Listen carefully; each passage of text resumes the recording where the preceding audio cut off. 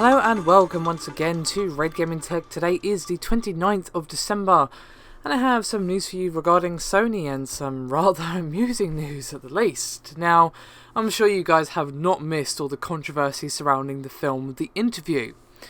And well, the controversy is continuing, as a singer is claiming that after failing to reach terms with Sony decided, well, they're going to put her music in the film anyway, and basically didn't pay the artist, and now the artist in question is set to sue them.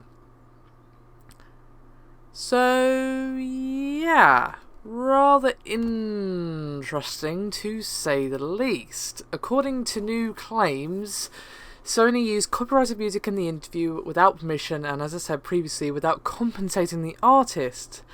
Now, the artist Mi-rae, who is a hip-hop and R&B singer who currently releases music on the Feel Good label, basically was in discussions with Sony to use her music as part of the film, and according to her, they suddenly stopped communicating with her, and she just sort of thought, okay, they've changed their mind or whatever, and lo and behold, the interview was of course eventually released, put online and whatever, and she discovered, much to her horror I'm sure, that Sony had decided to use her music anyway. Seems like faulty logic to me, Sony. And her label is understandably upset as well. They said, quote, "We will be taking legal action against Sony Pictures as well as DFCB, the agency that has been carrying out the discussion regarding the use of the track." It was a single track, ironically named Payday, that is causing all these problems.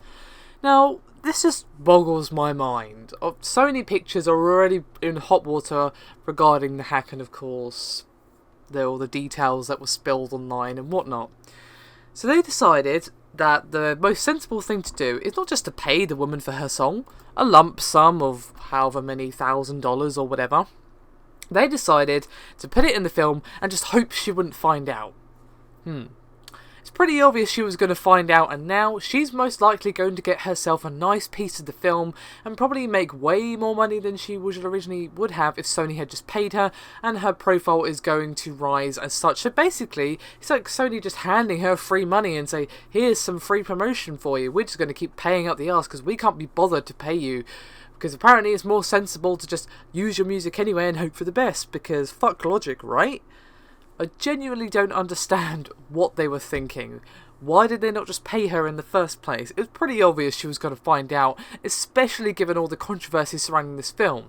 Even if we hadn't had all this kerfuffle about whether or not the interview was actually going to release, it's a Seth Rogen film. It was going to be popular regardless. And she was probably going to find out that they had used her song without asking. All it would take is for one of her fans to watch the film, say, oh, that's that track, Payday.